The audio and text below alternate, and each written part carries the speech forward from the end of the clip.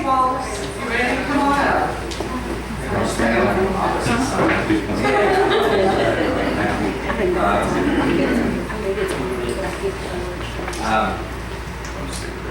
I've known Donna and her husband for a big part of my life, and having her working in the position that she has,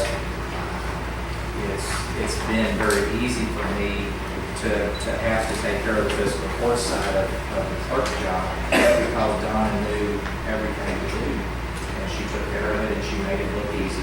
And I've always believed that people who make it look easy know what to do and they're probably doing it right. So because of that, I'd just like to take the time to thank you for everything you have done for me. Wish you luck. Good luck in the future, and you and Bud kill each other. I just want to say, I hope the kids even find it off, even though it's your last day. It's not very helpful. But it's been wonderful. She can take Monday off. Oh, well, good for you. It's been good working with Donna. As they say, she's very knowledgeable, and she'll help anyone she can. Thank you. It's been nice having you here, and we wish you a happy retirement. We've known each other a long time. I appreciate all your service.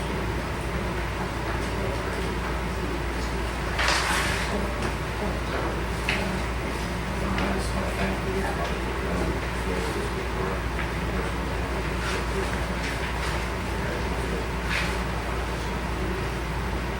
Anybody out there want to say something? We love you, Donna. Anybody else? Yeah. I do. I just want to thank Donna because she's helped me so much whenever I need something for planning and something I can come here. Donna works my heart and she helps. She's my friend.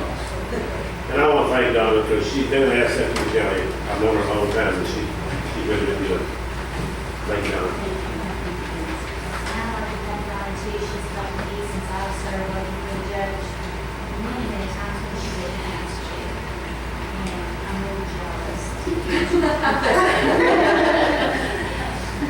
Roby, I've never met you. Would you like to come up? You're welcome to. Or if you want to say a few words about your mom, you're welcome to here. You know, if any of you know Mom and Dad, I'm still trying to figure out how to get a reality show, so go straight so we can be millionaires in no time.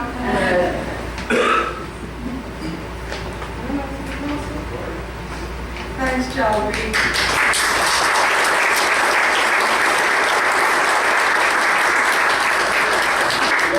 There is one thing I'd like to share. I was talking to her husband yesterday, Bud, and told him what was going on and what have you. And he said, well, I can't be here today. I've got 2 loads of concrete. We're concreting the driveway. And he said, it's part of Donna's retirement gift. And that as she gets older, it'll make it easier for her to get the wheelchair down so she can move and push later than later. My mom got a bush hog when she retired. We've been married, it'll be 46 years next month, so there've been some good times, some bad times. We have to look at it all with a sense of humor to get through it all. So. I think he's got to try to return anyone. He's got to watch. I think he's got to try to return anyone. With her name on it. 1 year I got a skid loader for my birthday. 1 year I got a 0-ton more. So I'm so lucky. Well, thank you all very much. It's been working in the fiscal court has been a lot like many things in life. A lot of good times, some not so good times. A lot of work, and I look back and think about all the people that have come through, that I've worked with, and I've always thought of myself as being able to pretty much work with anybody, and I hope everybody else feels like I have been. So it's been a pleasure. It's been a big part of my life, obviously, for the last 21 years. I didn't start working until I was 40. Yeah, 40 something. So not here. I mean, I worked elsewhere, but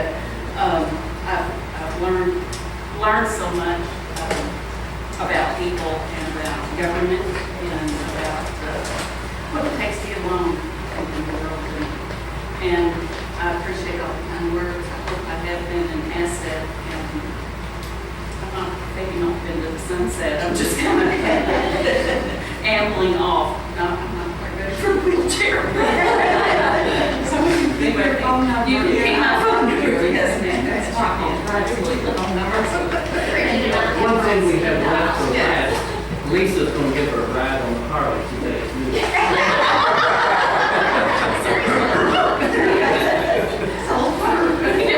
What do you say, I Lisa? said Bridget and I have her on speed dial on our phone. Thank you very much. Thank you. This is what I'm. Thank you, Joey, for coming in. Let's get started.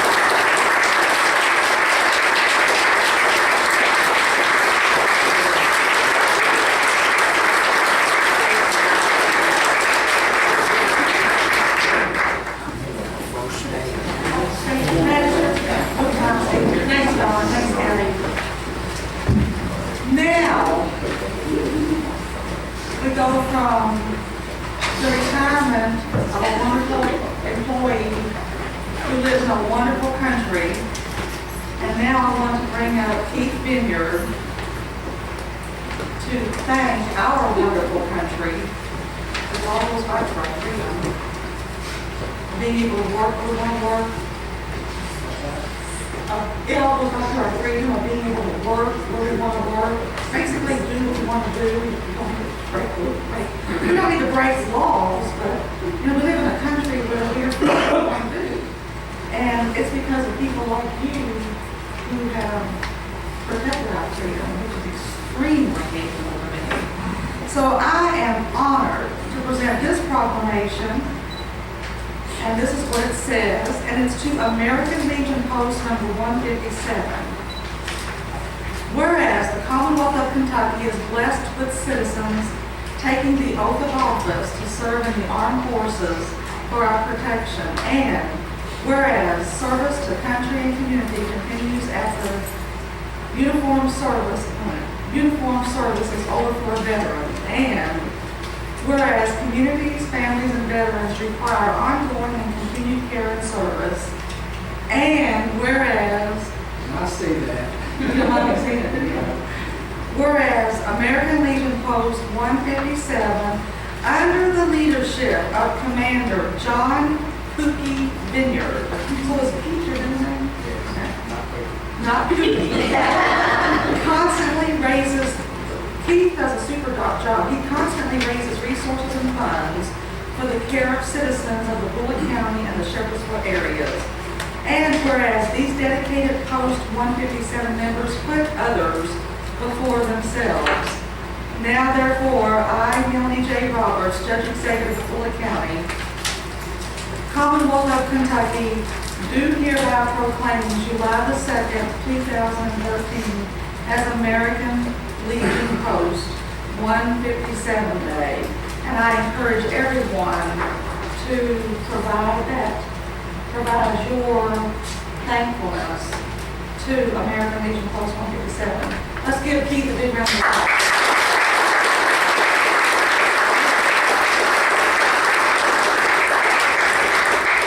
On behalf of the Post, we're very honored to receive this award, and we do everything we can to help out the community, the underprivileged children and stuff. We put a lot of effort into taking care of everyone that we can. I have a great group of officers at the American Legion. If everybody's welcome to come and visit with us. If you're a veteran, you should be a part of the American Legion. This is just an honor. No, it's an honor that you serve our country. And let me, like a magistrate said, a few words to you. I would like to say that I was helping with the youth football league, and it was the local one, and they had, their money was all taken. So, and we was really having a time trying to get them uniforms and equipment to keep them safe and all that. Well, Harry, which is Keith's son, or brother, he is a brother. I thought it was his son. I'm sorry. I just thought you looked so Everybody else thinks we're twins. Johnny and I about 4 years. I went to Harry and asked them if they had anything like that they would donate to this kids' football. And the whole started check. And they did, and they helped us get immensely. Or they would not have uniforms, they would not have equipment. We were able to go to Chicago and pick up some that was donated, but we got this buying the children that could not afford, as well as the ones that the parents could, to help and get these children ready to play football. You know, I want to thank you, Terry. I just think, I'm sorry I called you his father. I just need you to say. You don't like that? Thank you so much. Our last presentation that I presented within Bullitt County was, we donated $1,000 to the emergency relief team in the Etherton. We're going to be able to buy 14 radios with the communications. We're here to help any way we can, no matter the organization. We do a lot over there. We take in a lot to be able to redisperse. My main charity that I work for is the Home of the Innocent Children. I have a son that lived down there for 10 years. He's gotten to the age of where he had to move out a couple of years ago, and now he lives out in Mount Eden in a regular house with a regular family that takes care of him. The American Legion Riders is a big part of the Legion. We're not bikers, not trash, nothing like that. We're working to mainly help the children. This will be our 11th year of fundraiser for the Home of the Innocent. All the money we take in for the Home of the Innocent goes to the disabled children down there. We'll have a poker run and a field day of events at the American Legion Post on September the 7th this year. Everybody's welcome to come in. Bring your donations because I'll hit them all. We've tried to hit $10,000 for the last 5 years. The most we've been able to raise was $8,600 within that year. This year I've got a lawyer out of Louisville that's come on board to help me. Her father used to work at Home of the Innocent, so one day last year she raised $1,000, and I'm hoping that she can raise about $5,000 this year. I have plenty of time to hit all the lawyers up in downtown Louisville and stuff, so I'm hoping that this year will be our year that we hit that $10,000. And the American Legion Riders are the ones that brought me into the Legion family. I was invited to come to one of the poker runs 9 years ago, and my son was one of the kids that they bring out. The Home of the Innocent, they load up their bus and bring out several of the children. We put them on our bikes, we ride around the parking lot if we can, and do everything. They'll rev their motorcycles up out there in the parking lot, and it feels just like you want a day of experience with these kids. September 7th is the day we'll have. And I tell you, you won't be disappointed. Your kids will really touch your heart. Well, if you decide to go on the poker run, beware, I got lost. We'll try to have itineraries of the route. I still got on the wrong road, which is hard for me. I can't turn around twice and find my way out of anything. But I finally called Carrie and he told me where's one thing going. This is a real honor for Post 157, and we appreciate you all's support there. I'd like to say thank you for all you do. Also, I don't live in this community. I live in Nelson County, but I'm over here daily. And I grew up in Bullitt County, and I'm a graduate of Bullitt Central in 1980, so this is my home city. Yeah, I know. You're just 2 years old. No, I'm 2 years younger than you.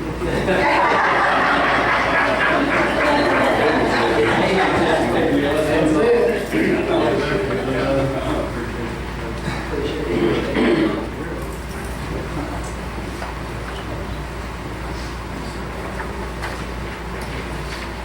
You know, it just because of Nelson County, that's still America. It is. Let's give Keith a round of applause.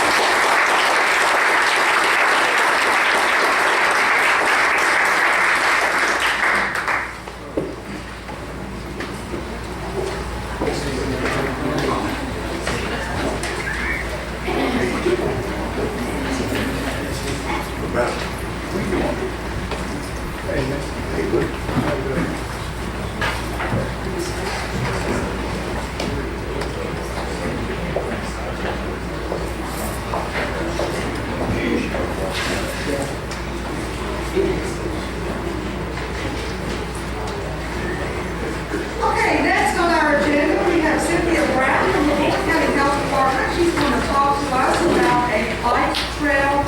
Is it just bikes only? It's just a grant. A grant for a trail. It's just a grant. It can be for anyone. Awesome. Thanks, Cynthia. As part of my job, I get grant alerts all the time. And I try to send it out to people who might be interested. I send it to the school board. I send it to Melanie, Judge Roberts. On June the 17th, I got the grant alert. It's a Lowe's Community Partner Grant. It's up to $100,000. Here's some information. If you want to pass it down to the manager. I sent it to every mayor that I had an email for, and the Parks and Rec committee members that I had emails for, because I think we've got a lot of projects that we want done, especially with Parks and Rec, but it can be for municipalities, it can be for nonprofits, and it can be for schools. So it's not just for Parks and Rec. That's what came to my mind, because that's what I've been focused on, is getting more green spaces, more parks, furnishing those parks with playground equipment, podiums, restroom, whatever. And this is money that we can use for that.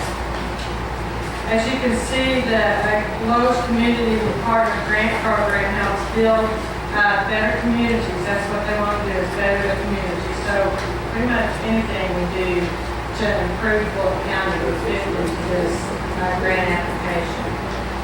You can, by providing monetary assistance to nonprofit organizations, municipalities looking for support in timely projects such as building renovation, upgrades, grounds improvements, and technology upgrades, as well as safety improvements. So it could even go for some lighting or something that might render a park safer or something like that.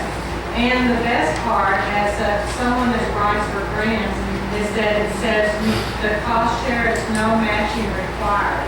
So there's no matching money that we have to come up with, or no in-kind support that we have to come up with. It can be written for anywhere from $1,000 to $50,000 or $100,000. It's a simple process. I went on the Lowe's grant site to see how simple it was. All I had to do was provide my email address and create a password for me, and I'm ready to put in a grant application. I am not a grant writer. My profession is a nurse and a health educator, but I do write grants, and I am here, standing here, willing to help anyone that wants to apply for this grant to improve Bullitt County, to help with that grant process. So I'm just bringing it to you, making you aware of it, and I'll let y'all take it. What's the deadline? You want to say that? There's several deadlines. Basically, almost running. The one of them is July 30th of 2013. But there's another one in there that's August. There's one that's in September. There's another one that comes up in the spring. So it's kind of like a rolling deadline. It depends on what you're applying for. What was it that we were talking about the last fiscal court meeting? Rudy, did you bring something out about on that? That could be, this. Do we want Cynthia to pursue? No. Cynthia will help. You will pursue. Thank you for that. Sorry.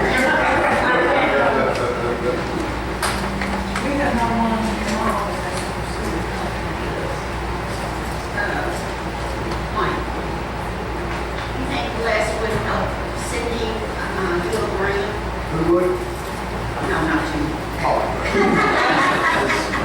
I could meet with Cynthia, we sit down with Les, and we have to look at timeframe, because we are actually working on Homeland Security grant now. Well, she said there was another one for what, August? Well, I mean, we can, they've got several deadline dates, and if we miss this one, they're there all the time, so I think we can prepare for the spring season or whatever. We'll give Les a little more than what you do. I'm sure you keep busy, but he's the one that writes the grants, basically, other than Jim. And she's a secretary. No. But that would be great if you could get to Cynthia, if that's okay with Cynthia. And you all meet with Cynthia. But I think if it doesn't call for a matching, it would be foolish not to take it. Especially if, I mean, if you want a podium or swing sets or something at Park, or if you want a sidewalk, and it's an improvement that's going to improve safety, that's, it's there.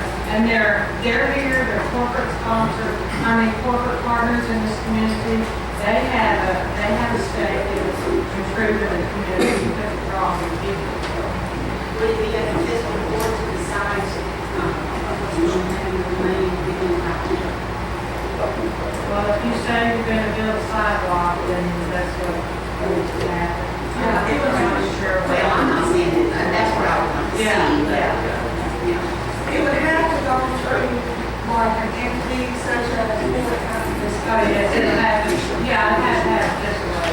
Or Sheriffsville City Hall, or another city. It has to go through. It has to go through, one of them has to go through the municipality. If you look on the very back, on the back, there's a small little, really fine print of stuff. There's grants out there for municipalities. Click on it, it takes you to a separate little area. There's grants on there for nonprofits and there are grants on there for schools. So those three entities, you can fit into one of those three, we can put in an application. Do we need to make a motion, or do you think that is? I will. I make a motion to allow Mike and Cynthia to get with Les Manning and regarding the loans.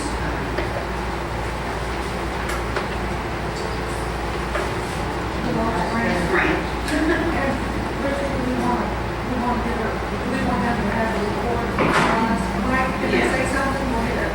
If you don't mind in your motion, I'd at least like June to be part of this, because we won't know what to apply for, and then maybe we can work with June.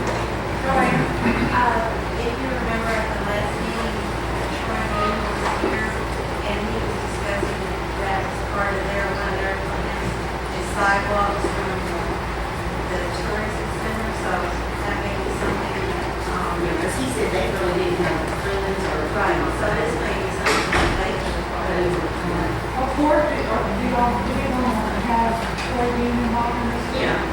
Troy, June Daughtery, Mike Phillips, Cynthia, and Les Manning. Anybody else want to join in on this? Alright. Okay, then there you go. I'll second that motion. We have a motion and a second. Any questions or discussion? And the motion is, Richard, you mind reading that? Motion to allow Mike Phillips and Cynthia Brown to get with the Les Manning to help with point B regarding the loans. That's it. And, any questions or discussion? Hearing none, Ms. Bolton. Many years. Ms. Brandon, you call roll. Ms. Ashcroft? Yes. Mr. Hunt? Yes. Mr. Laszlo? Yes. Mr. Bradshaw? Mr. Carr? Motion carried. Thank you. Cynthia, thank you so much. Mike, thank you for being on the I'll make sure Les knows. I'm sure you will.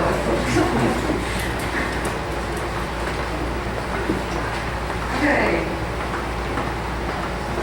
Next, we have Steve Carr with AT&T Mobility to discuss a proposed cell tower on county property. Welcome, Steve. Thank you. Good morning.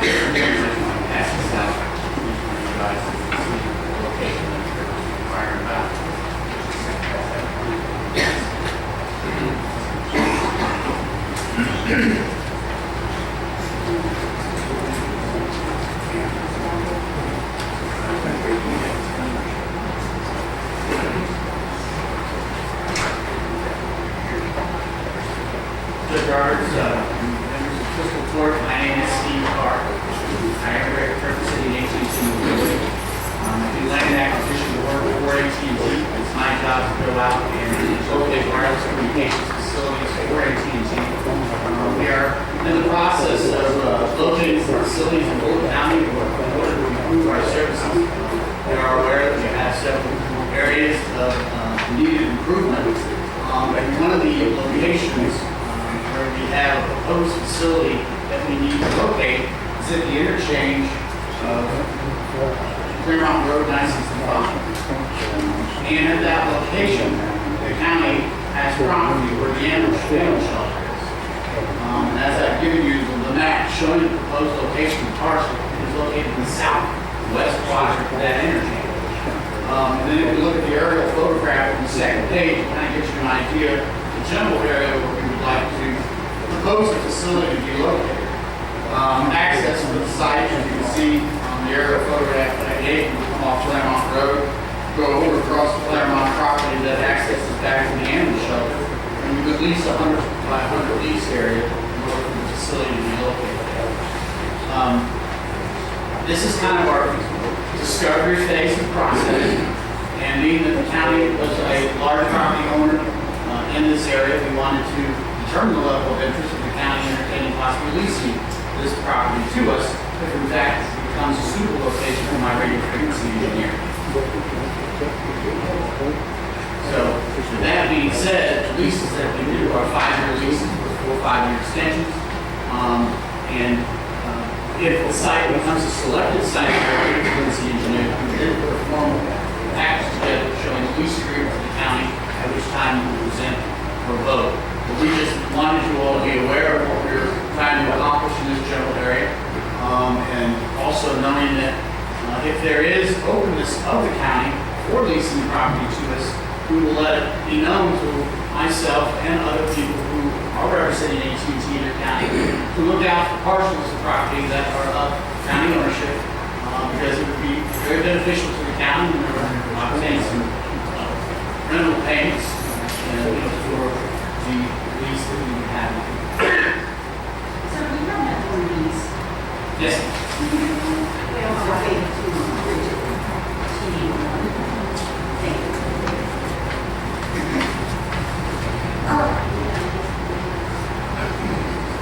We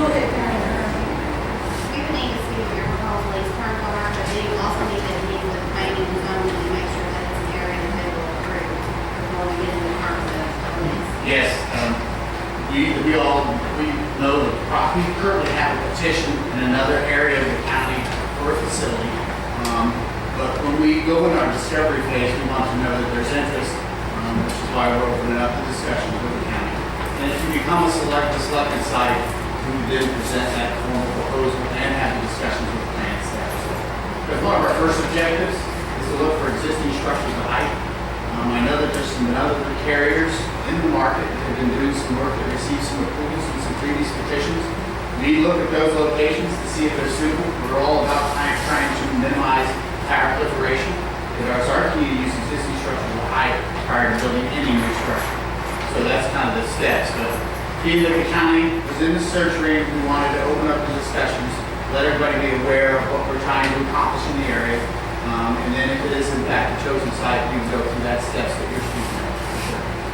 So what we would be voting on today would just be giving you permission to go out and check on the site and just decide whether or not that's a place you can come.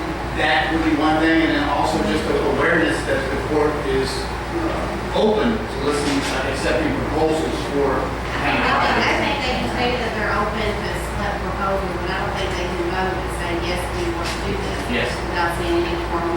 Understood. That's all I'm looking for is the openness and the confirmation that you are open to reviewing proposals. They hate to send something to our leadership and they go through the task of reviewing it all and then finding out that the county wouldn't have been open to it in the first place. So, yes. Are we open to hearing?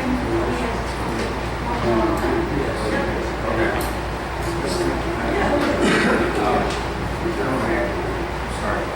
Mr. Stivers, it looks like we're talking about going out there for your harvest and sale.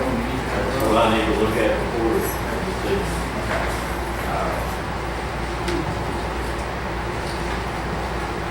I would also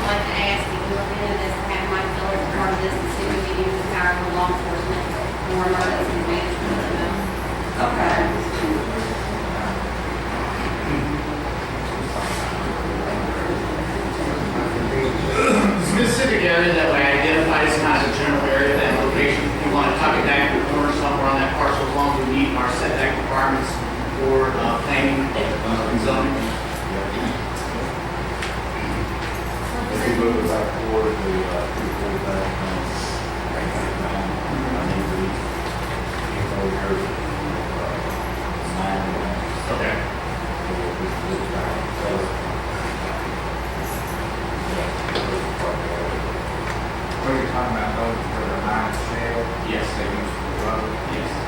Apparently that whole town is not there. Okay.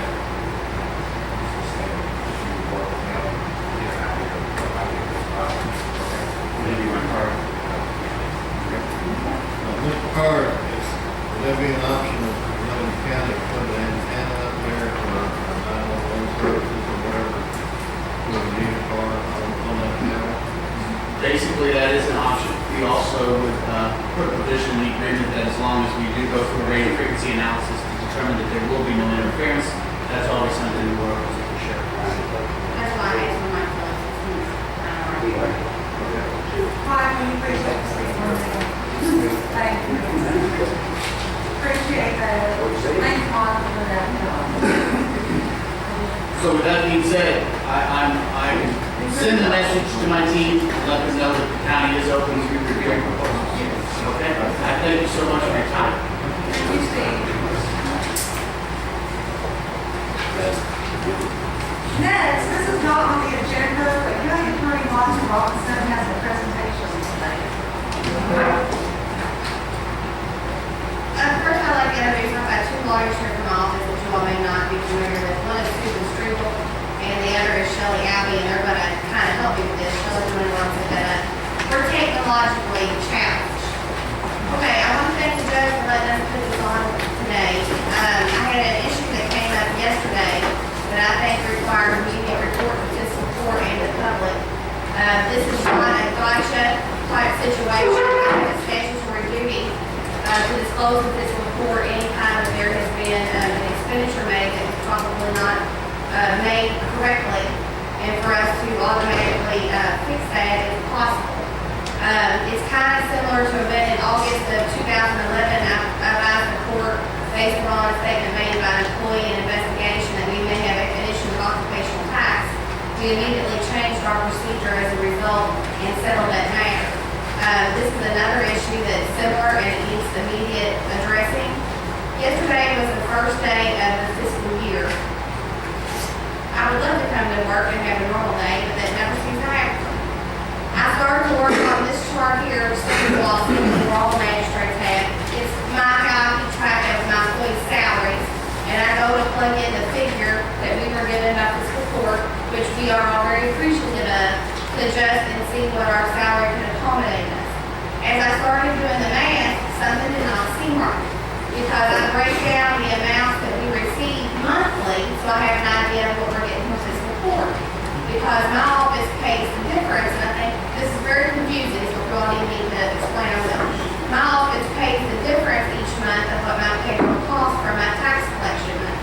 It's not a fixed amount. You have employees that are working, not working, you may have vacancies, all kinds of things can happen. My only fixed number is what comes in from Fiscal Court. As I started looking at that number, it had the monthly breakdown should be in the neighborhood of $20,000 and change. I knew, because I had just gone over my financial reports for the end of the year to get my stuff ready on my end, that I had been receiving more money than that from Fiscal Court. So I immediately thought I had made an error. But what happened was I went back and looked, and I believe my office has been paid significantly more money over the past year than it was due.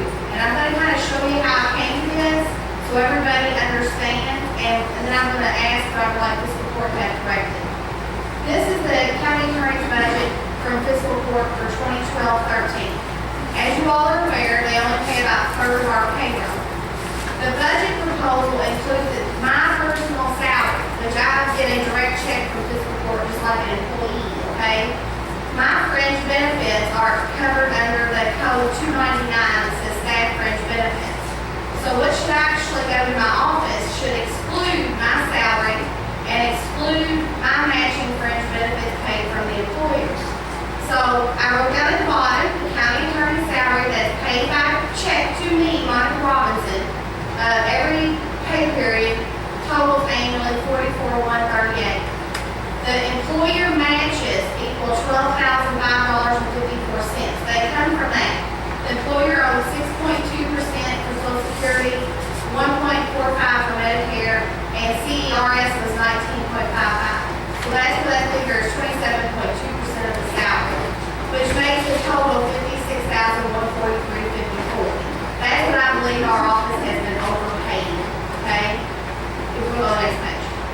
If you take the 260, which is the total, minus my salary and matching, then the only amount that should have been coming to my office from fiscal court is $204,393.46. This is for operating expenses to pay salaries of my staff, assistant county attorneys, and part of the fringe benefits. If you divide by 12, which is how I realize there's an error, is $17,032.78. Okay? One minute. Okay, what was actually paid is the whole $265.37 has been paid and divided by 12. So what has, I believe, has happened after looking at documents is that my office has been paying all this to operate on in addition to me getting a salary from fiscal court. And that's how I've come up with the amount that I believe we have been overpaid in operating expenses. Shirley, we're going to go to the next thing. I went back and looked at prior years to make sure I was right, because I do not claim to be an accountant. Okay, prior to fiscal year 2012-13, the monthly amounts being paid to my office for operating expenses were correct, or partially correct. In that, I reported an error to fiscal court at a fiscal court meeting that from January to June 2011, the amount fiscal court paid my office excluded, which means they didn't pay for any fringe benefits, okay? That became clear again at the end of the fiscal year when we do our internal changeover, when I was working on this chart.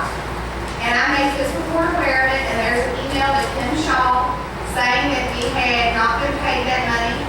I did not ask for compensation of that money. I only asked for a change from that point forward. And that's her sheet showing where she manually went in on the internal workings of the judge's office. They generate invoices to the treasurer's office for payment. And that shows where she made those changes and wrote that on there, okay? Go to the next one. Okay. After these changes were made, everything was fine. In February of 2012, I had asked fiscal court for additional funding because our tax money was so low that we weren't going to be able to pay my payroll, or that was my estimate, through the end of the fiscal year. So this would be fiscal year 11-12, okay? And fiscal court awarded that. They awarded my office an additional $108,000 to make it through that time period. So I went back and I looked at these two things. One minute, Michelle. This is the money I know is very small, but I can email this to everybody if they want it. This is the breakdown of monies that have been paid to my office since I've been county attorney by month. We get a check once a month, and then the bottom is the $20,000 that we refunded the fiscal court when I first became county attorney because I thought we had excess funds. We started out on that, if you could see it, shows the money coming into my office originally was like $8,769, but that was incorrect. And when I made that correction with Ken Shaw, it went up to $10,796. It stayed that for many months. And then it went up to the difference where we had asked the fiscal court to award us the $108,000. After that last payment was received in June 30th of 2012, then by July of 2012, when we changed fiscal years, the amount went down to $21,711.39. The amount should have never been that. It should have been the $17,000 number. And I was like, well, how did this happen? How did nobody know? Go to the next sheet. This is microscopic, I realize that. This is what's called an appropriation conditions report. My office does not receive a copy of this month, okay? I only got this yesterday because I came down to the judge and I said I need to see what that says. She gave me a copy that she had through May. The very first page has my appropriations. And on it, it says what the budget appropriated. And that was for my salary was $44,138. For the assistant county attorneys was $77,900. Office staff was $61,880. And staff fringes were $76,619. But it says that I have actually personally been paid, is what this report says, $81,203.12. And then the other three categories are actually much lower than they should be, and I don't understand that. shows transfers out in the amount of somewhere around $17,000 of the last 3, and transfers in to my account to cover my payroll. Again, I'm not provided with this monthly. This should have been just like a 1/12 each month. It should have been down 1/12, because the numbers are fixed, okay? I do not know why no one saw this or questioned this, because I clearly saw, but as soon as I saw this, I knew that that should have been clear by, if not by December, because my salary would have showed that it was completely paid out in total for the year. And I just wanted very clear that Marvin Robinson did not get $81,000 by the end of May. I only got my base salary. I had no idea we were being overpaid. Go ahead, Shelley, the next one. I went ahead and took what it should be now. This is the 2013 and 14. My salary has not changed. My matches for this fiscal year have actually gone down because the CERS, which is the retirement match of the county as employer, decreased. So it went down to 11,714. The two of those together for this coming year is 55,852.23. That amount must be deducted from the 299,118 before my office is paid any money. Go on, go to the next one, show. Okay, so when you deduct it, that means now we should be receiving $20,272.14 a month. See, that's what I had first come up with yesterday, and then when I looked at our own numbers and saw we'd already been getting 21, I immediately thought something's not right here, okay? So I traced this back. Again, this is not a gotcha. I have a statutory duty to report this, any discrepancy. My office has cut a check from my tax commission account to return it to Fiscal Court for $56,143.54. But I want it very clear, I really have no legal duty to do it. This money has been voted on, it's been approved. We are doing this because I've noticed that there's an error, and we clearly want to cooperate with the court and give them back their money. I do have a number of requests that I would like to make. First, I would like the Fiscal Court to order that the appropriation ledger be corrected on the year-end ledger to show that I have personally not received more than my base salary. I think at a bare minimum that needs to be. I have no idea where this money was transferred in or out of. It could not have just been transferred, in my interpretation of the appropriation ledger, between line items because it's too much money. It's more money than we had in the line items to transfer. I also want to make a stipulation that if I turn this check over, I have open records. I provide you all with a copy of that today, and I'll send one to the treasurer. My CERS, I have no way to know whether or not the county has paid my retirement for the past year, and I would like an accounting of that. And if it has not been paid, that it is owed out of this $56,143.54. Right now, in good faith, I truthfully do not encourage, as your legal advisor of Fiscal Court, to approve any expenditures without a forensic audit. I would request this. This is the second situation, unless I am incorrect and someone can tell me that I am, because I would love to be incorrect and keep the money for the running office. This is the second expenditure since I've been county attorney that's been over $50,000 that's incorrect. I do not believe you all knew or would have known because you already okayed it and voted on it. In essence, you gave my office $260 plus my salary on top of it. And if that happened just for my office, where else could it possibly be? I mean, that's a question that must be asked. Go on and go next. Where do we go from here? To fix this for this fiscal year, I put on there the top that we're returning this money, that I would like an accounting of my retirement by month, so I know that it has been paid. Number 2, I would ask the Fiscal Court to direct the treasurer to provide me with a copy of the monthly appropriation condition report. I have a duty by statute to review the fiscal records of Fiscal Court, and I have not been provided with that monthly. Number 3, I would like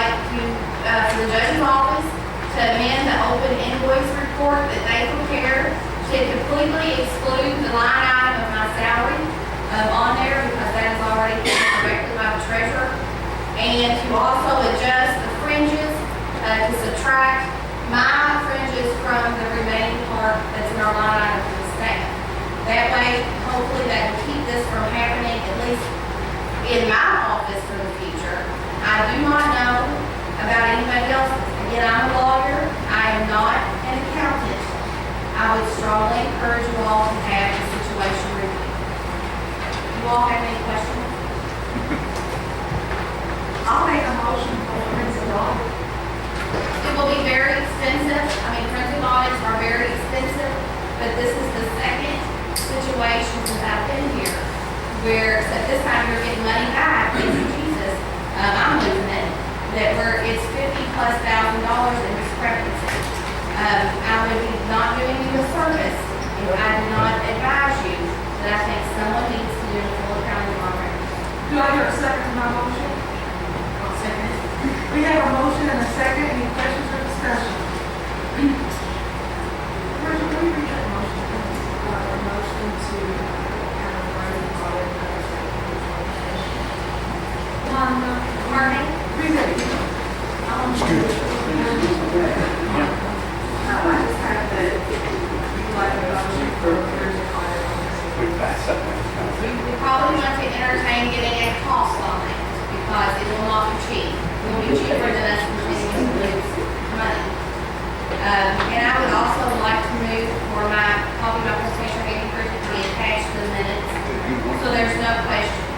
And if you could also just order that the appropriation ledger be modified.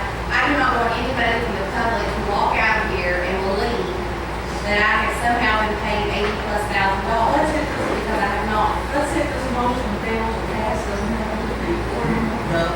Changing of the ledger. Stick with the motion that you're look into it. I'm making a motion that I'm making a motion that we have a forensic audit. Now, the county attorney is going to look at cost. I don't know how we can afford not to have a forensic audit. Since 2007, I have begged for a finance officer for this county. This county is 74,000 people strong. We have 300 employees that are out, correct? Oh, that's correct. 200 employees, well, 200 employees, sorry about that. We need to have some expertise in this county that can look at these numbers, look at these figures, and not, advise us, give us advice, give us suggestions. Yeah, this court can do what it wants to do, but at least we can go into this game with the right information. I have begged for one since 2007. A finance officer, we've got the money, how can we afford not to have one, people? You know, let me do this motion first, if you don't mind. We'll either get a forensic audit or we won't. So, any questions or discussion? And Bridget, call the roll. Ms. Ashcroft? Yes. Mr. Hunt? Yes. Mr. Westphal? I would like to check into the cost of that. Before we do that. It's a no. Mr. Bradshaw? No. Judge Roby? Yes. So we'll get the forensic audit accomplished. And Monica, how do you suggest You're going to have to contact someone. I mean, I am not an accountant. I just know there's a lot of different types of audits. Forensic can literally go item by item by item by item. And that would be my recommendation at this juncture. And you'll have to contact somebody to find out some recommendations.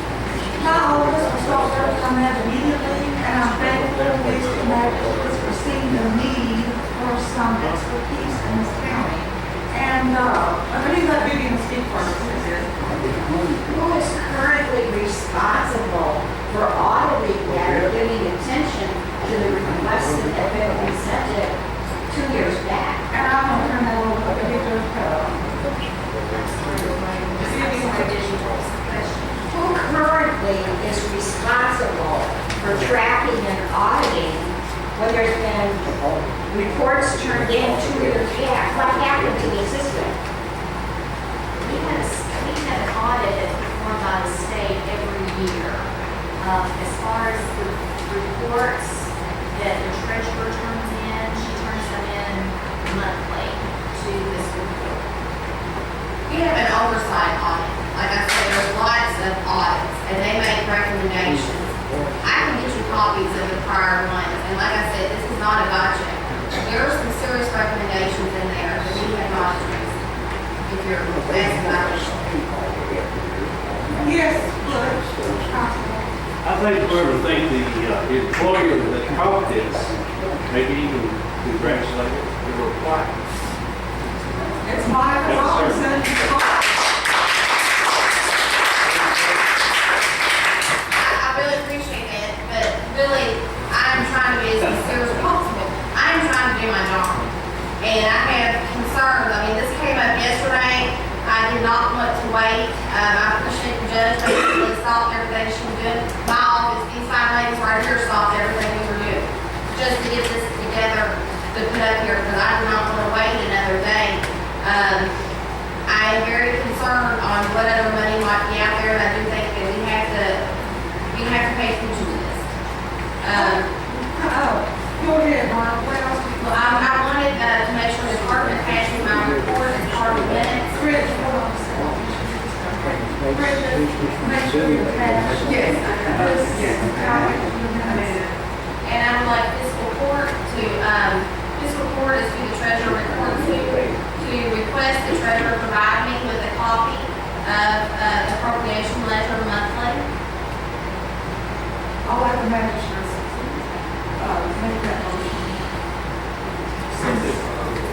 I have a duty by statute to review it, but I'm not getting it.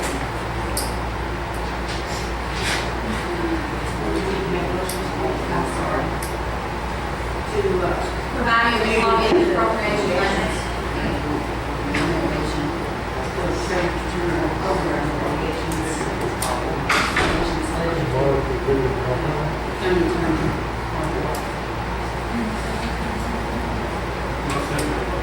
Okay, we have a motion and a second for the appropriations report, a copy of it to be given to the county attorney's office. County treasurer. Any questions or discussion? Will this forensic audit be just for the county attorney's office, or will it be for all departments? I'm only one part they pay. If they do for a audit, it will be their entire budget. I believe I've corrected our situation. I would love for somebody to tell me I was wrong and we done that. But I don't expect that's going to happen.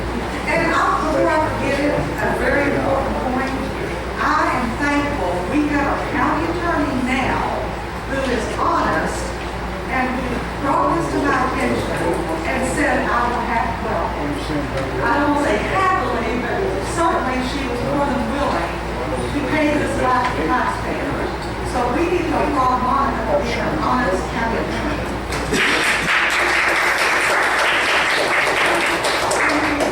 Motion, please. Yes.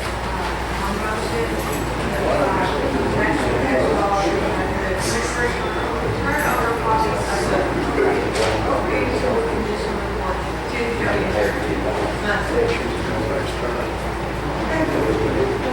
Any questions or discussion?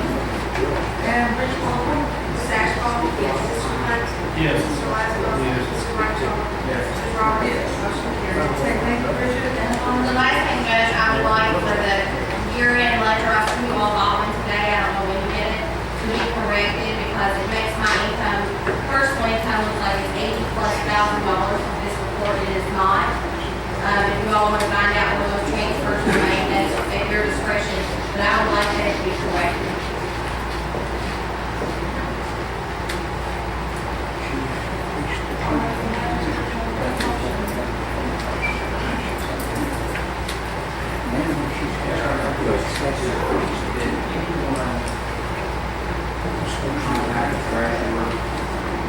Ask for an explanation.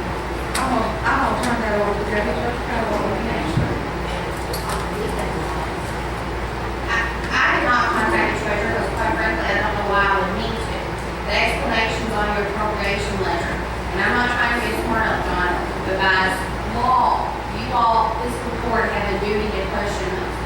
this, as my office did yesterday, it's an untrained eye could tell that my office ran out of money, at least for my line item, by December.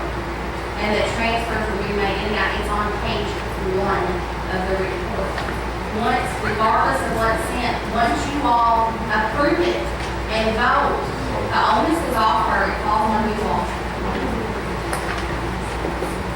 And I contacted the judge, and I contacted you, and I contacted Rudy, and I ran out of time to talk to Joe and probably I told you that all the time. He wants to, make an amendment to the motion. I mean, a motion that to make an amendment to the, exactly what the motion is going to do, If you all got a final appropriation letter today for June, it needs to be adjusted correctly. I think if anybody asks questions, the treasurer reports to the magistrate. That's why I contacted the magistrate as I could. That's who needs to be asking the question, not the person who found the error. Well, we got one last month, but we won't get one until the latter of this month, correct? I don't know when yet. You know, we got one last visit, last visit. And I don't want to forget that last request you had on us, so we can get that accomplished. To change, to modify, or to amend. It needs to be corrected. It looks as if you knew nothing else and you were the auditor and just looking at your ledger, it appears that I have been paid double my allowance of my pay. Double. So we want that from the last appropriation paid. The last report, which should be June. June finishes your year. Whatever report you have, I don't think it exists. You don't have that yet. No, we don't have that yet. We won't have it. I would imagine that's going to be the initial. So you don't want to do that when nothing made. Some kind of appropriations that you might have. Or the one you're getting ready to get, as long as it's fixed.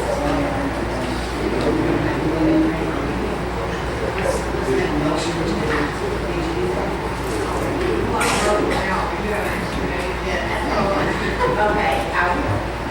What's it say? What did I say? You made it. I made it. Yes, yeah, that's fine. I want you to finish. Go right ahead. I think the facts will prove. We can't hear out. I think the facts will prove that checks were cut in the amount of $81,000 and sent to the county attorney's office. Now, the question is whether it went directly to Monica or just to her office. And I think, I don't think Monica took $81,000. That's not the question. It doesn't look like that, maybe, because the checks may have been made out to Monica, but they went to her office.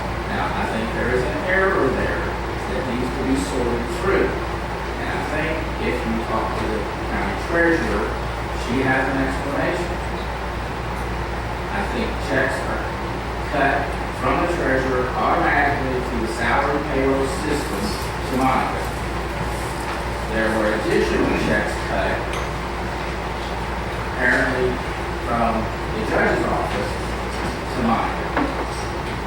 Can I address that? I actually have copies of that. Sure. He's referring to what the judge issues. Let me find my copies. These things. They're printed out on a sheet, and I failed to find my red wing version. The judge makes a request to the treasurer for payment of invoices monthly. Starting in July of last year, the judge's office included, go back to page 1, Sean. Every one of those line items. So they put a line item 01-5005-1010 and county attorney, 105, assistant county attorney, 106. Okay, she put all of them on there. I do not believe that excludes your duty from knowing that you were writing a check out of my line item twice. and no one is mentioning it. Just because it was on the report that listed there, that it's a double check system. It should have been, in my opinion, brought to someone's attention that we are paying twice out of that top category. That's why on the last page of my recommendations that I just made to you, I asked for the judge's office to take that off their open invoice report in its entirety. Not because I think that's an error. I think that that is the amount that would be paid. Because clearly, double check is paying it twice. That's the purpose of the double check. And you're technically the triple check. Okay, well, your salary is part of the salary payroll computer program system that automatically spits out a check. That's what Karen does. That's correct. She also cuts checks based on the check request list that she gets from the judge's office. She does not question that list. If you ask her, she will tell you that there's no communication between her and the judge's office. And that is the problem. Well, again, your definition of what a treasurer and mine are clearly different. A bookkeeper should not question the list. The treasurer it's apportioned by line item. But if you think someone should not tell you that they pay twice out of one line item, then clearly that is your job to decide if you want to set that or not. What I'm saying to you is that's what's happened. If you think the treasurer should be able to get a report from the judge executive and it has specific line item listed, and no, they're having to key it in out of the same line item or it would be coming on your appropriation ledger as doubles, and that's no one's responsibility, then that's fine. I just know I have a statutory responsibility pursuant to 69-2103, clearly required, and I'm reading from duties of elected officials, that says, requires the county attorney to supervise the payment of claims against the county treasurer. I have reported that to you all as soon as reasonably possible, since I just found out yesterday. I have made the request, made it known, I'm going to make it known by letter to the state auditor because I believe I have a duty to do so. That's my part of the work. How you all choose to fix it is your own. I'm just telling you, the line item is clearly listed there. It has to be keyed in. So to say the treasurer just pays what the judge sends them, they have to key it in individually by code, or it would not show up on your ledger. If you don't want your treasurer to tell you that she's keyed it in twice, that's your prerogative. Well, somebody prints and again, I'm not trying to get on you all and say gotcha, but everybody has a duty to be looking at these appropriation ledgers. Somebody here should have known that it was showing up twice. By December, I'm at 100% payout. Somebody has transferred money. I have no idea where that money's come from. It shows on that law, a transfer. From where? Because mine are fixed amounts. These are just questions, like I said, I'm just bringing to your all attention that need to be addressed. John, do you have any questions? I need to ask this question. Do you have a motion that we proceed with the proposed, whether it's voted yes or no? But I want to hear you comment. I just feel that the treasurer's office should have been addressed with this issue prior to this preliminary. I think there's a simple explanation for this. I agree it shouldn't have happened. It should have been called for. I don't understand how the county attorney's office could have been given the extra money and not pushing for this yesterday.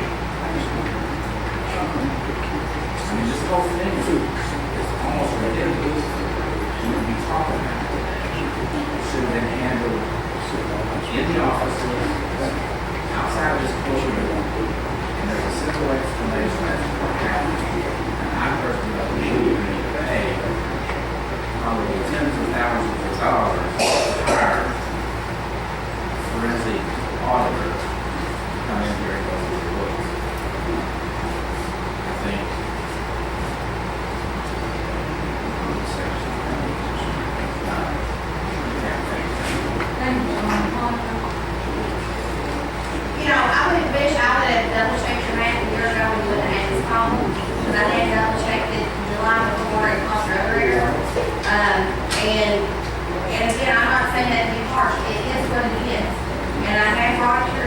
outside of statutory duty. If we had double checked our own math, I guess the warning should be that everybody who receives a check from fiscal court should double check their math, because they may or may not have bought the right amount. Oh, Rudy, do you want to proceed on with that last request from the county attorney? Well, I think Bridget has a, Bridget, would you read that motion? Motion to amend the year end budget to reflect the county attorney's report. Myers, did you hear that? Yeah, I can hear it.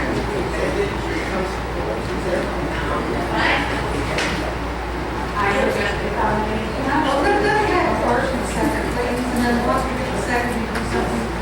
Hello? Did you make a motion? Okay, I heard a second. We have a second, Bridget. Do I hear a second? We have a motion and a second. Any questions or discussion? Ms. Shaw? I'm just like, someone from the judge's office, to give me the money. They would like to just, because I'm on a position. Deputy Judge Crandall, proceed. Well, I think it's just going to show at the end of the year. Actually, when I paid her salary, On the payroll. it shows that. But there were additional payments that were actually made from the accounts payable side. Two months ago. No, I wasn't miscorrected. It was not to Monica. It was paid as operating expenses. It's on the line. But that's what she's wanting amended to show that. Your check doesn't come to us each month with a line item. It comes as operating. The payroll. I don't know why, to me, it looks like the only thing that the judge's office did different. It's only happened this fiscal year we're talking. I'm aware, because I went back and looked the entire time I've been county attorney. That's why I know that it was done correctly for the last year and a half. This past year, all of a sudden, it's not. And I know that Laura was new, and she wrote every line item on the stuff. But there has to be a double check. Who is double checking the line items? That's the real question here. Anything else, Ms. Shaw? Okay, any other questions or discussion? And Ms. Rankin, did you call the roll? Ms. Ashcraft? Yes. Mr. Clement? Yes. Supervisor Phillips? Yes. Mr. Bradshaw? Yes. Ms. Walker? Yes. Motion carried. Yes, ma'am. Treasurer is still saying she needs to be directed by someone to show where if that ever. Can you all hear the deputy judge? No. Please speak up, deputy judge. Thank you. The treasurer is asking for the court to direct her where to show the other 44,000. It's actually, I can't do that, I have more authority. Our budget for the county attorney was $44,138. I ran payroll report, my payroll to the county attorney was $44,138.64. There was an overpayment from accounts payable for the county attorney for $40,459.76 that did not have Social Security, Medicare, or retirement match. And it is not an overpayment. It was made to my operating account. I understand. As an offer. I want everybody else to understand. Yeah. Because it was about a month ago when I was in here with accusations made against me. I want everybody else to understand. All right. So there's still an expenditure of $40,459.76 that was written out of this line item that has to be accounted for. Well, we just wrote you a check back for $56,000 plus that should pay for it all. Now, if you're saying that part of that did not have retirement pay, we may have overpaid you all. So, if you want to give me money back, I'm perfectly fine with that. But I need that from you all in writing on what you think I overpaid it. Well, I think what the treasurer is saying though is she's not going to amend this until you tell her where to put that. And I have no authority over the treasurers or the magistrates will have to make that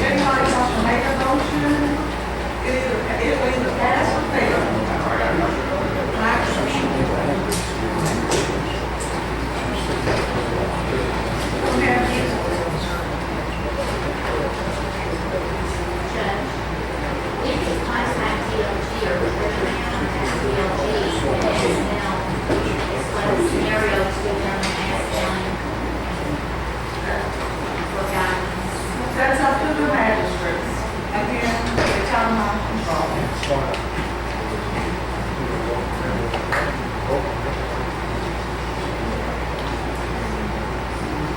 It seems to me that what you're saying is the error is going to be like 40,000 instead of 56. Because when it was paid, in addition to the payroll, to the accounts payable, none of that money was ever matched for Social Security, Medicare, or retirement. Salaries are, but that's on the payroll side. That's the only check that was initiated by the treasurer's office.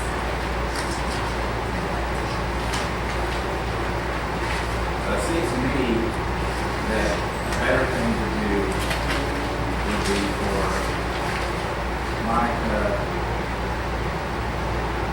to receive her $56,000 check back and cut a check for $40,000, the exact amount of the overpayment. And then those funds could be, I guess, refunded back into the general fund somehow. Would that work? We're in a whole different fiscal year. Okay. If I receive a refund check today, it's going to be keyed in for 13, 14 fiscal year. And it's still not going to take care of, on the appropriation side, where she's already taken out of. Okay, I'll make a motion for you to contact DOT to restrict them. Okay, is there a second to Mr. Bradshaw? We have a motion and a second. Any questions or discussion? And I'll have Bridget read the motion, which is simple. Motion, A motion to contact, for the treasurer to contact DOT. I have a question. If in fact she does this, as far as the DLG is concerned, she moved. I just want to make sure we're clear. Does that mean that we're not going to do the audit that we have just passed? We passed the forensic audit situation, that's going to happen. Okay, any other questions or discussion? All right, Ms. Brandon. Yes, dear. It seems like we're trying to throw a dart at the dartboard and get a right answer. It is really not. We can't just guess. We just can't guess. You know, we're either showing the responsibility of who corrects us, but it has to be corrected and not provide accurate numbers without throwing the dart at the dartboard, hoping to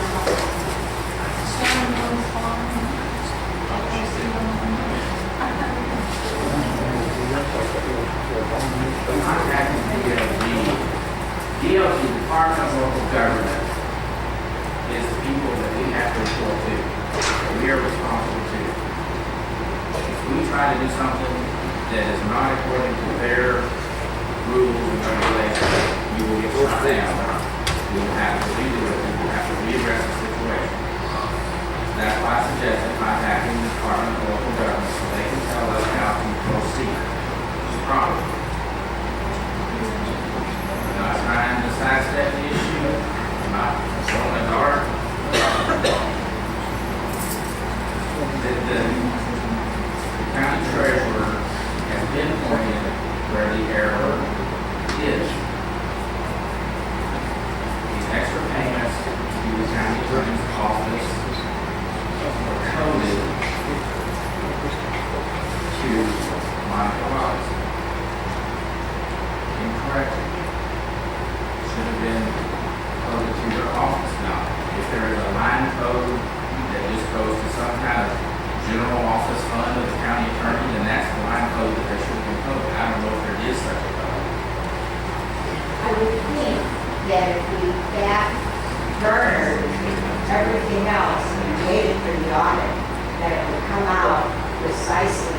correct as opposed to overly. First place, I'm opposed to this. I already voted that way. Secondly, audits take forever. This will not be addressed for months, maybe a year or more. If you do an audit, Is it worth $87,000? I disagree. The error is 37, she came up with 40,000 change. That includes this month. The May 31st error was 37,000 tax. There's an additional funds since June. So I'm sure the correct figure is 40,000. Now, those funds, if they've been incorrectly coded, overpaid, whatever, mine should only have to pay $40,000, mine was $56,000. I commend her for doing her best to correct this situation.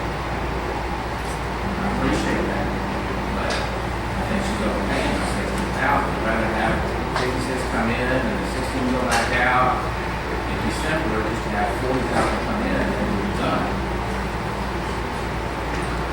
I'd be simpler, but it would be accurate. Yes. And we the people can do accuracy and accurate. Yes, it would be accurate. How do you know that? It would account for the additional funds. You can only account for that line item. That specific line item is what we're talking about. It's by guess and by dollar, but not by accuracy. No. There are checks that are coded for that line item that came out of the judge's office. That add up to the 40,000. Those checks were coded incorrectly. Maybe because there is no code for the county attorney's general fund, or whatever they call it. That line item will be corrected by a $40,000 adjustment. That's simple math. Oh, the audit that is voted on. Let's finish on this discussion, so we'll get here. The audit that has been voted on supersedes what you're suggesting. And we are seeking for accuracy.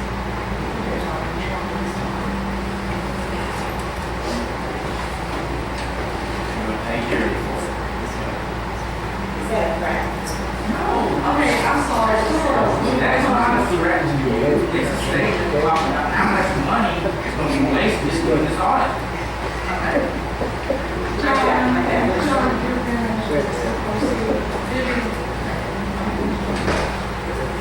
Thank you, Vivian. Thank you, John. They do live in America, we can't express our opinion. Now, we don't get a motion on the floor, correct?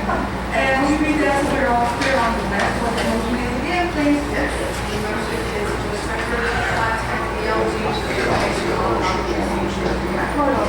And let's proceed on the vote. No other questions or discussion on that motion? Yes, ma'am, correct. I just have one question. How did you know that the 80-some-odd thousand, did you get the 80-some-odd thousand for the county attorneys? I actually do an import monthly from the accounts payable side as well as the payroll side. And it's, she has been paid 84,000, not, I say her, but it is her line item budget. 84,598. Payroll, and I initiated payment for it. I've only paid her 44,138.64, which is her salary. We didn't get it for you, It was appropriated by the accounts payable.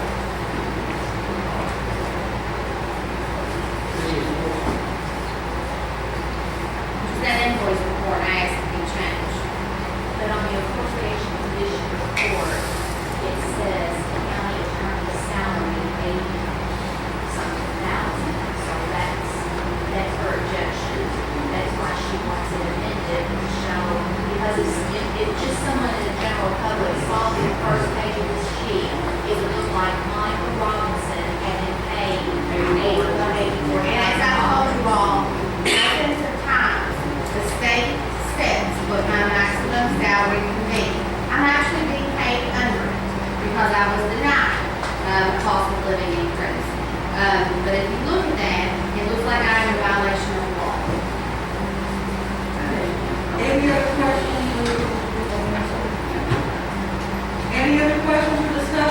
motion.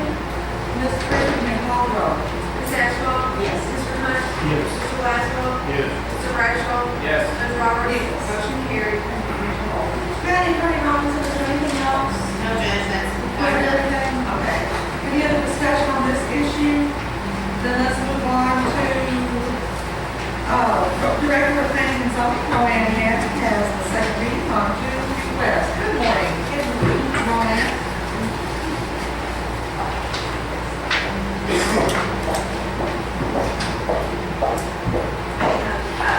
Two readings this morning. The first case is document number 2013-Z-16. Michael Roby and Karen Roby, they're asking to rezone from R2 and agricultural to R2 residential. The planning commission heard this case on May 9th, 2013, and recommended this be approved.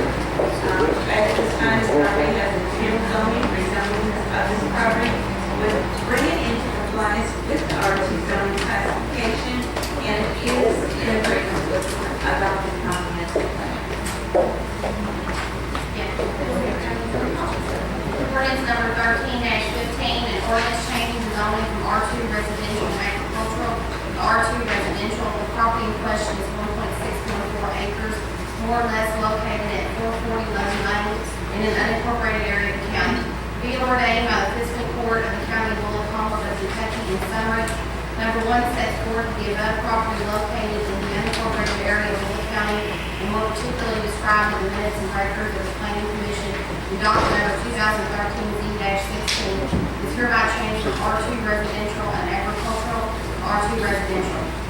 Given the first reading at the regular meeting of the Bullitt County Fiscal Court on the 18th day of June 2013, and given a second reading at the regular meeting of the Bullitt County Fiscal Court on the 2nd day of July 2013. Thank you, Monica. Okay, vote is requested. I'll make a motion to approve ordinance 2013-Z-16. Thank you, Magistrate. Do we have a second? I'll second that motion. Thank you, Magistrate. We have a motion and a second. Any questions or discussion? And Ms. Brandon, you may call the roll. Ms. Ashcraft? Yes. Mr. Hunt? Yes. Mr. Glasgow? Yes. Mr. Bradshaw? Yes. Ms. Roberts? Motion carried. And the next one. Next one is document number 2013-Z-17. Applicant is Salt River Investment, LLC. They're asking to rezone from agricultural and B1 to IL light industrial. The planning commission heard this case on May 9th, 2013. They recommend approval with restrictions. Number 1 is if Highway 245 Claremont Road is 80 foot or less, they will dedicate a 20-foot easement along the length of their property to the State Highway Department for road widening. If it is 80 feet or more, there will be no need for dedication. They also agreed to dedicate a 20-foot easement along Highway 61, which is South Crescent Highway, the length of their property to the State Highway Department for future road expansion. This does meet the comprehensive plan for the area. There was one opponent, and they objected because it was from the pastor from Bardstown Baptist Church, because his concerns were flooding of the property across the street where the church is located. Ordinance number 13-16, an ordinance changing zoning from AG to B1 to IL light industrial. The property in question is 57.5 acres, more or less, located at 4794 South Crescent Highway in an unincorporated area of the county, being ordained by the Fiscal Court of the County of Bullitt, Commonwealth of Kentucky. In summary, number 1 sets forth the above property located in the unincorporated area of Bullitt County, more particularly described in the minutes and records of the Planning Commission in document number 2013-Z-17, is hereby changed from AG to B1 to IL light industrial. Given first reading at the regular meeting of the Bullitt County Fiscal Court on the 18th day of June 2013, given the second reading at the regular meeting of the Bullitt County Fiscal Court on the 2nd day of July 2013. Thank you, Attorney Robinson. Vote is, I request a vote. Vote is needed. Motion to approve. Thank you, John. Thank you, Mr. President. I'll second that motion. We have a motion second. Any questions or discussion? And Ms. Grant, you may call roll. Ms. Axel? Yes. Mr. Burke? Yes. Mr. Laszlo? Yes. Mr. Bradshaw? Yes. Mr. Carr? Yes. Motion carries. That's it. Thank you, Director Stivers.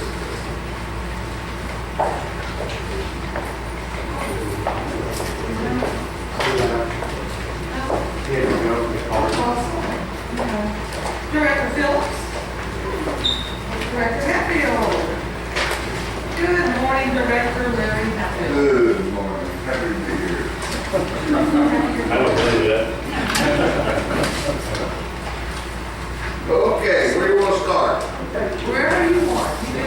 Let's talk about the waste tire grant. We received $3,000 and we recycled 604 tires, which cost us $1,043.95. So I need a motion from the court to pay the Kentucky State Treasurer $1,956.05. That is the unspent money of $3,000. And I'm trying to spend it all every year, but I'm afraid to designate an area where they can drop them off, because I know if I do that, what's going to happen. So we've just been trying to get them, if we can get them on the side of the road and this, that, and the other. So that's why we didn't spend it. The amount, the total of the grant was $3,000. We actually spent $1,043.95. So we'll send back $1,956.05. I'll make a motion for solid waste to send back $1,956.05 back to the energy and environment. You'll have to check with the state treasurer. That's the same.